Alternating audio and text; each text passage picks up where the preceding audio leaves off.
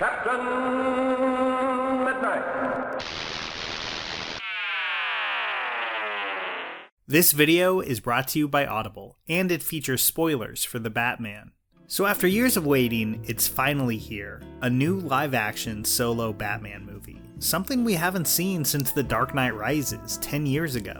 Even if he has been around in BVS, Suicide Squad, Justice League, and of course, the Lego Batman movie. But The Batman held the promise of an interesting new take on the character, and expectations were pretty high on it delivering a movie that felt as exciting as Batman Begins did back in 2005. And I'll say up front, I think they really pulled it off. Like Batman Begins, this is not a movie without its flaws, but it presents a new Gotham that I loved getting lost in. And overall, it just promises such an exciting new beginning for the Caped Crusader. I want to get into what I liked about the movie, but feel free to tell me what you thought about it in the comments below. Oh, and I might as well mention here that I did release a video ranking all the Batman animated series last week that I'll try to remember to put right in the corner there. Stealth launch Batmobile. The Joker attacks and hits the Batmobile, but Batman fights back with battle-ready missiles, then launches the secret Batpod. There is a lot of places I could start this review, but I think one of the first things I wanted to go over is Batman himself. So many Batman actors have managed to put their own very specific spin on Bruce Wayne, and Robert Pattinson doesn't disappoint on that front.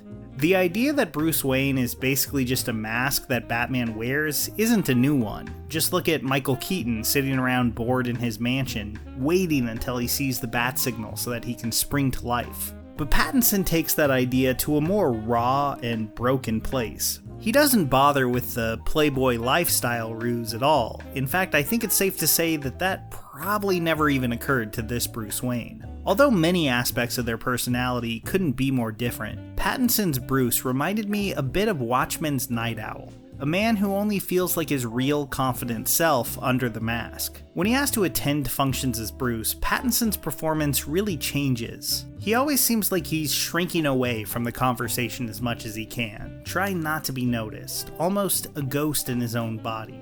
Much has been made about how this Batman movie didn't rehash his parents' death, but Pattinson wasn't lying when he said in an interview that he was playing their death in every scene. The violence that he suffered as a child doesn't reside in some hidden place deep inside him, like Bale's Bruce. It's all there right on the surface, as this take on the character is barely functional as a person, doing the bare minimum as Bruce and pouring obsessive hours into Batman. Many jokes have already been made about Pattinson's eyeliner in the role. I mean, even when I was watching the movie, an obnoxiously loud group of guys in my row were like cracking Twilight jokes, and that was probably inevitable. But I think the eyeliner is a super simple touch that really pays off. He doesn't tend to come back to the Batcave to have a nice civilized conversation with Alfred. I mean, he barely bothers to change out of his costume, and he has no desire to transition back into the world of Bruce Wayne, as it's a world he barely has any use for, unless it's to further his investigation as Batman. This Batman's complete and total obsessiveness reminded me of a passage in Grant Morrison's book, Super Gods, where the character smartly contrasted with Superman. Quote, "This fascinating new hero was horned like the devil and most at home in the darkness. A terrifying demonic presence who worked on the side of angels. Whatever the reasons, these carefully calculated tensions and contradictions ensured Batman's cyclically renewed popularity. Superman's brand of essentially optimistic problem solving found its cynical counterpart in Batman's obsessive, impossible quest to punch crime into extinction, one bastard at a time." And I really want to hone in on that obsessive quality here, because I'm not sure any live-action actor has quite embodied it better than Pattinson. But another interesting aspect of this Batman is that he's also far more fallible than most versions of the character. I love the scene of him making a panic jump off the roof of the police building. He has the gadgets, he has the bravery, but he doesn't have the silky smooth execution of Bale's Dark Knight, that almost godlike competence.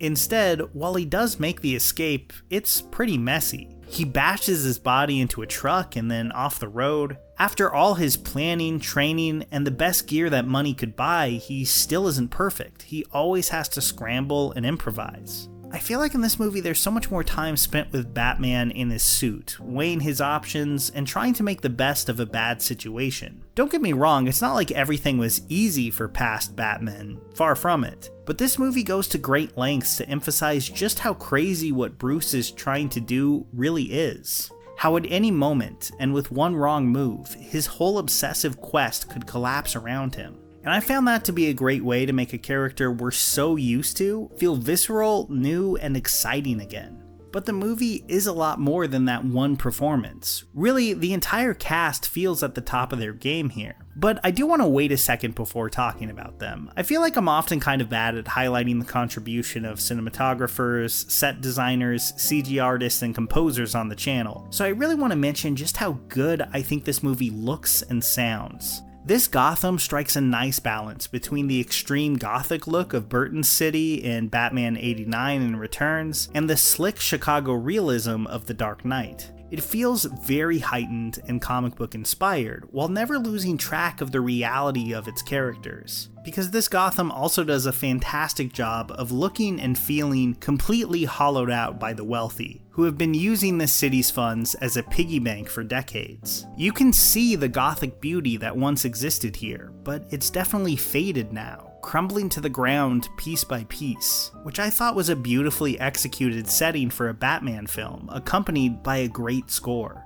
Zoe Kravitz's Catwoman and Jeffrey Wright's Jim Gordon are great takes on the characters that feel three-dimensional and pretty fully formed from the moment they walk into the movie. And Andy Serkis's Alfred is already in contention for my favorite take on this character. The movie does a good job at using all three characters to really pick at Bruce's beliefs and motivations. He's so single-minded as Batman, but he's also not incapable of taking a step back and realizing that he may not have been right about everything. All three of these characters bring out different sides of Bruce, but if anything, I do wish there were more scenes of them just getting to interact with each other as well. But I should probably pay some special attention to Paul Dano's Riddler. Some people are gonna hate this take on the character for being so far removed from the comics, and I can understand that. But I have a hard time caring too much because I think this performance just works. What I find interesting about Riddler is that despite accomplishing his goals, basically to a T, something most Batman villains fail to ever pull off in these movies, he never comes off as like super cool or badass. This Riddler is a pitiable figure, a poor orphan that reminds Bruce far more of himself than he's comfortable with. His big scenes in the film don't feel like Joker in The Dark Knight, a calculating madman who holds all the cards. Dano plays him as a man who desperately wants to come off that way, but can't. There's something both really understandable and pathetic about the Riddler here, and I think it's a unique take that paid off. Now, I will say that for a movie as intensely long as this one, I think the Riddler's plan coming together feels a little rushed and maybe even a bit undercooked. I like Colin Farrell's Penguin, but I do think some of his stuff could have been taken out of the film, giving Riddler and his evil online pals a little more room to breathe. Still, I'm not nearly as harsh on this last act as I've seen some people online be. It's far from subtle, but I love the moment where Batman is forced to reckon with the fact that he's been a direct inspiration to the Riddler's band of murderers. And the line that separates him and the Riddler, something that couldn't be more clear in the mind of Bruce, maybe isn't as strong as he thinks, giving us a great looking scene of him rescuing as many people as he can. He's still the Caped Crusader, that hasn't changed, but the film effectively conveys that Bruce is rethinking his entire approach to being Batman to create a figure of hope instead of pure vengeance. Again, this isn't subtle, but I do think it feels earned. And it manages to give Bruce Wayne an actual emotional journey in the film, something that can be hard with a character as established and ultra competent as Batman. I'm not really sure how effective I think the Thomas Wayne reveal was, though. Not only does Alfred walk a lot of it back in what's admittedly a very effective and emotional scene, it's also far from the first time that this idea has been used. Joker has Thomas Wayne as a selfish monster, and the Batman Telltale games also use that idea pretty well, let alone all the comics. Now, I did like the connection between Bruce and the Riddler, but I think this Thomas Wayne subplot may have helped the film feel a bit more bloated than it needed to be. Overall though, this is a pretty easy movie to recommend, and I can't wait to see the next installment in what's supposed to be a new trilogy. The world of Gotham and its major players are established so effectively here that it's hard for me to not just be super excited about what comes next. In a film landscape awash in superhero movies, the Batman manages to carve out a unique place for itself, giving us an entirely different flavor of filmmaking than we're gonna see in the MCU, or even movies like The Flash and Aquaman 2. And I think that by itself is a pretty big victory.